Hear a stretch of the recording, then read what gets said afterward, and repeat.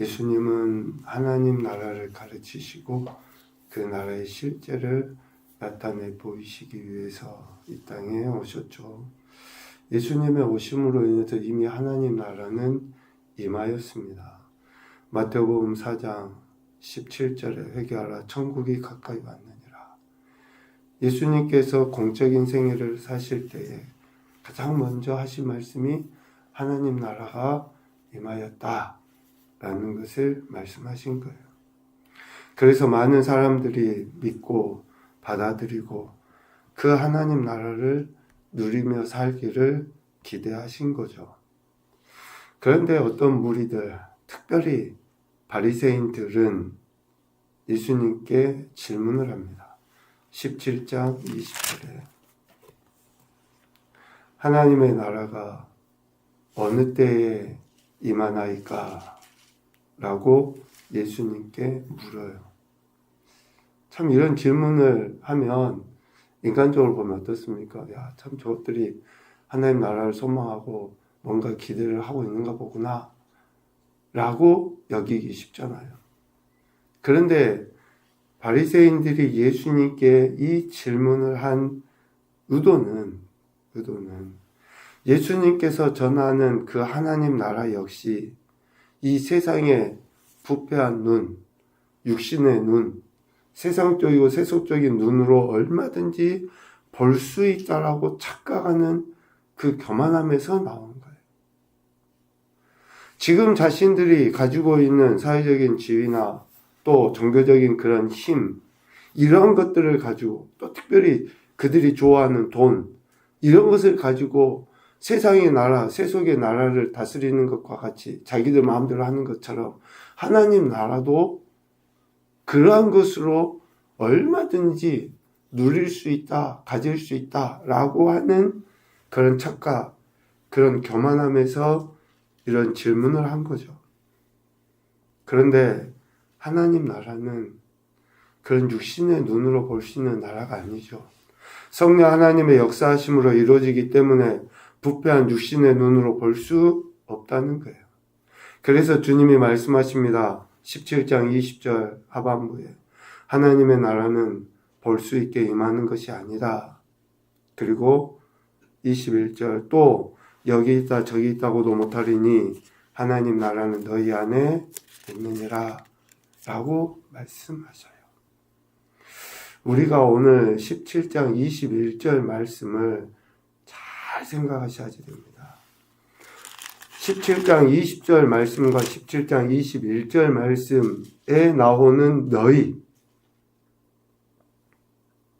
21절에 너희 안에 있느니라 라고 할 때 너희는 누구예요? 대상이? 예수님을 잘 믿고 있는 제자들입니까? 지금 바리새인이 한 질문에 대해 예수님이 하신 말씀이에요. 그러니까 17장 21절에 나오는 너희는 누구예요? 바리새인들이에요. 그러면 그 바리새인들은 어떤 사람입니까? 지금까지 계속 이야기했잖아요. 마음에 모든 악독이 가득한 자라고 11장 39절에 이야기했고 바리새인들은 외식하는 자다라고 12장 1절에 이야기했으며 이한 것처럼 그들은 돈을 사랑하고 세상적이고 세속적이고 그러한 너희 안에 하나님의 나라가 임한다라고 안에 있다라고 이야기하셔요. 그러니까 여기에서 너희 안에라는 말은 바리새인들의 주의 혹은 그들의 환경 속에 하나님 나라가 임하는 것이다. 그 안에 있다. 라고 이야기하는 거예요. 그러니까 결국 하나님 나라는 성령 하나님의 역사하심 속에 예수 그리스도를 믿는 믿음으로 말미암아서 구원받은 사람들의 삶 속에 나타나는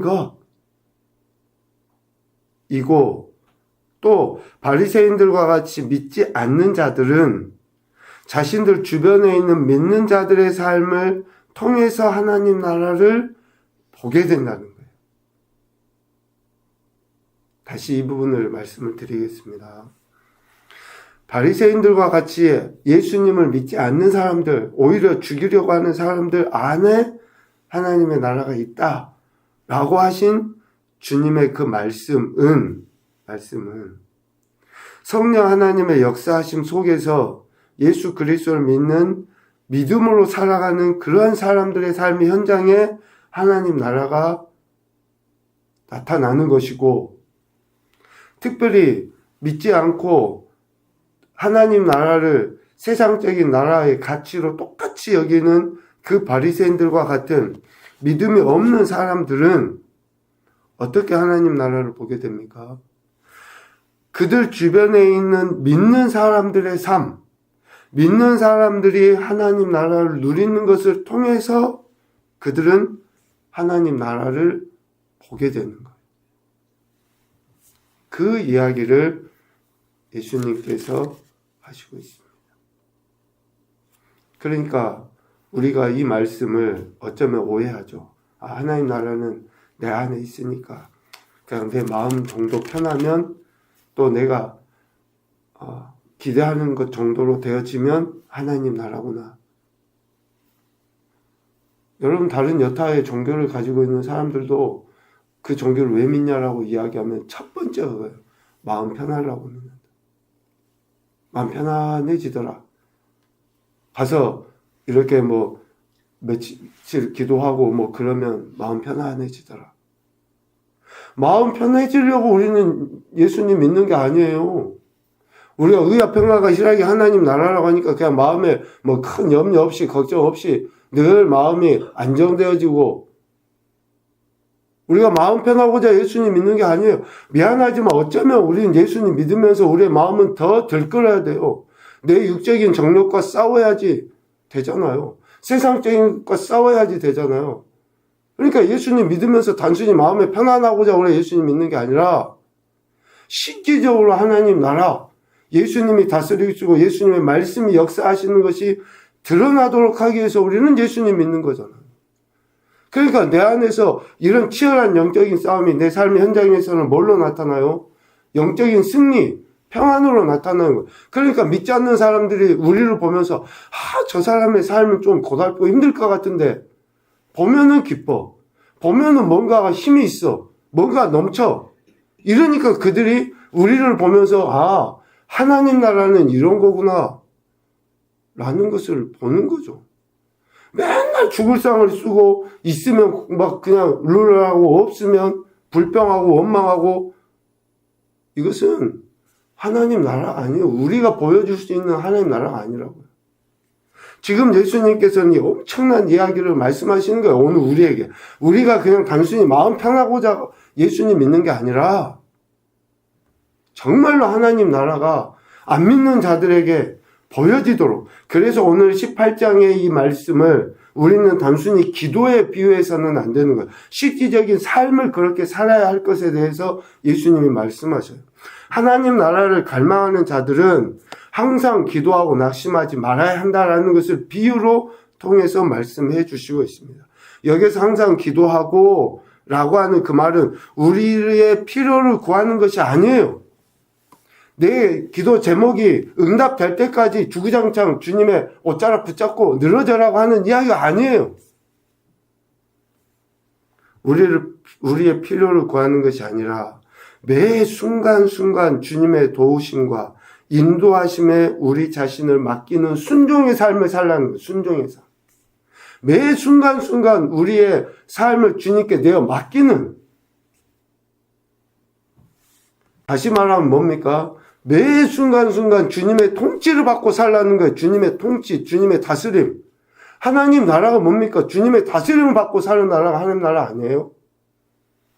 매 순간, 언제, 어디서나, 어떤 상황에서든지 주님의 통치를 받고 주님의 말씀에 다스림을 받고 살아라. 이것이 오늘 우리가 하나님 나라 백성이고 하나님 나라를 누리고 또 더 다른 사람에게 하나님 나라를 보이기 위해서 취해야 될 태도다. 삶의 현장에서 하나님의 뜻을 깨닫고 실천해 나가는 것이 더 중요하다. 원한을 가진 여인의 이 모습을 보세요.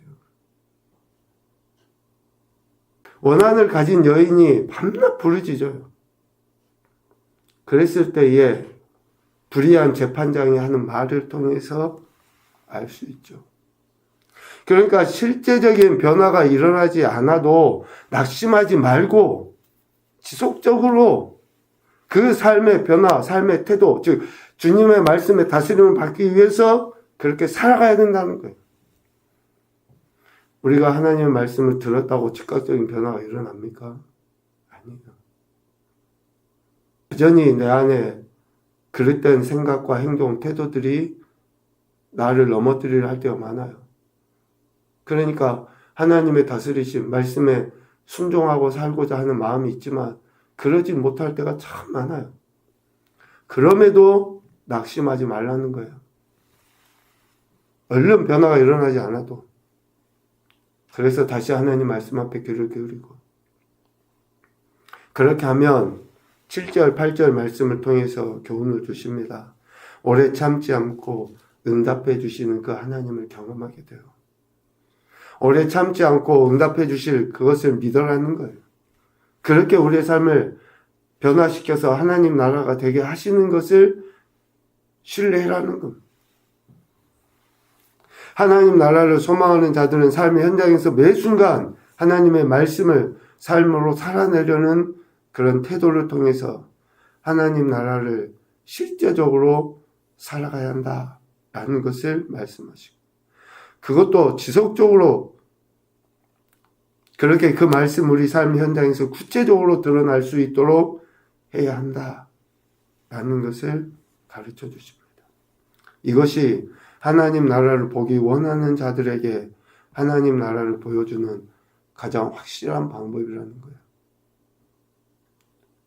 세상 사람들은 우리를 보면서 하나님 나라가 있는지 없는지를 봐요. 우리를 통해서, 예수님 믿는 우리를 통해서. 지금 산불로 인해서 많은 사람들이 피해를 받잖아요. 그 중에 많은 교회들도 전소되고 참 안타까운 모습이에요. 엊그제 주일날 예배당이 불타서 없어지니까 사람들이 가정집에 그것도 조금 한쪽은 타버리고 조금 남아있는 그 한켠에서 가정에서 예배를 드려요. 그러면서 그 교회가 할 수 있는 일, 교회도 다 불타고 사택도 불타고 아무것도 없어졌는데 또 그래도 그들을 모아서 같이 예배드리고 그나마 그것을 모아서 밥을 해서 같이 또 주변의 마을 사람들하고 같이 식사를 하고 하나님 나라를 증거하는 거예요. 그런 삶이 하나님이 다스리시고 계신다라고 하는 주님의 통치 가운데 있다고 하는 것을 실제적으로 드러내 보이는 것이 안 믿는 사람들이 그들을 통해서 하나님 나라를 보는 거예요. 보는 거. 그래서 낙심하지 말아야 돼요. 얼른 변화가 안 일어나도. 얼른 뭔가 하나님 나라인 것처럼 나타나 보이지 않아도 지속적으로 그렇게 해야 하는 것을 이야기합니다. 그리고 9절부터 나와 있는 바리새인과 세리의 이 비유의 말씀은 이렇게 항상 하나님 나라를 생각하고 살아가는, 즉 하나님 나라의 백성은 하나님 앞에서 또 특별히 사람 앞에서 겸손해야 한다는 것을 가르쳐줘요. 그렇게 겸손함이 안 믿는 자들에게 하나님 나라를 보일 수 있기 때문에 그렇다라는 거죠. 예수님은 하나님 나라가 어느 때에 임하는지 묻는 그 바리새인의 의도를 아신 거죠. 그래서 하나님 나라를 기다리는 자들은 또 보기를 원하는 자들은 이러한 삶의 태도가 있어야 한다라는 것을 가르쳐 주죠. 성전에 올라가는 이유가 뭡니까? 하나님을 보기 위함 아니에요. 하나님의 말씀을 듣기 위함 아니냐고요. 하나님 나라를 누리기 위해서 성전에 올라가는 거잖아요. 그 성전에 올라가는 두 부류의 사람, 하나는 바리새인과 하나는 세리죠. 그들이 성전에 올라가서 기도를 해요. 그런데 앞서 이야기하는 것처럼 바리새인들은 어떤 사람입니까? 12절에 보니까 자기를 의롭다고 하는 사람, 자기를 의롭다고 믿고 다른 사람을 멸시하는 사람, 또 돈을 좋아하는 사람, 또 특별히 예수님이 세리와 죄인을 영접하실 때에 수군거렸던 사람들이잖아요. 이런 바리새인들, 그런 삶의 모습을 가지고 하나님께 나아가요. 이들은 자신들이 가진 그런 종교적인 지위를 이용해서 사회적 약자라고 하는 사람들을 무시하고 정죄하고 판단합니다. 하나님의 말씀을 자신들의 정욕의 도구로 사용을 해요. 그러니 하나님 보시기에 가증히 여기실 수밖에 없죠. 이런 사람을 14절에 보니까 자기를 높이는 자라고 이야기합니다. 하나님 나라를 누리기 원하고 하나님 말씀을 듣기 원하면서 하나님 앞에 자신을 높이고 있어요. 하나님 앞에 자신을 높이고 있는. 결코 하나님 나라를 누릴 수 없죠. 그런데 세리는 어떻습니까? 당시 죄인으로 취급받을 수밖에 없어요. 그런데 이 세리가 또 한편으로는 이러한 자세를 보이는 것이 뭐 믿음에서 나왔다라고 하기보다도 어쩌면 자기 수용에서부터 나온 게 아닌가 생각을 해요. 당시 천시 여겨졌잖아요. 이 세리가 죄인으로 취급을 받아요. 왜 그러냐면 이들은 자기들이 한 행동의 결과로 취급을 받는 거예요.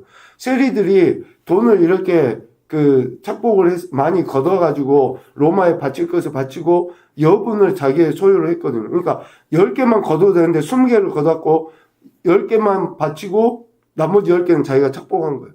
그러니까 그 행동의 결과로 사람들이 무시하고 나쁜 놈이라고 이야기하고 천시 여겨요. 그런 행동의 결과로 자기들이 무시받는 것, 죄인이라고 정죄받는 것을 당연하게 여긴 거예요. 당연하게 여긴 거예요. 우리가 죄를 짓고 가장 먼저 하는 행동과 태도가 뭡니까? 합리화예요, 합리화. 하나님 앞에 교만한 자의 특징이 뭐냐면요. 합리화시키는 거예요. 누구 때문에, 뭐 때문에, 이래서 저래서.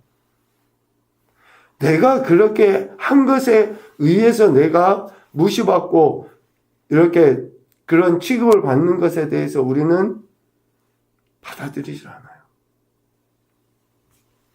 그래서 세리는 자신의 그 일로 인해서 멸시받는 것을 당연하게 여긴 거예요.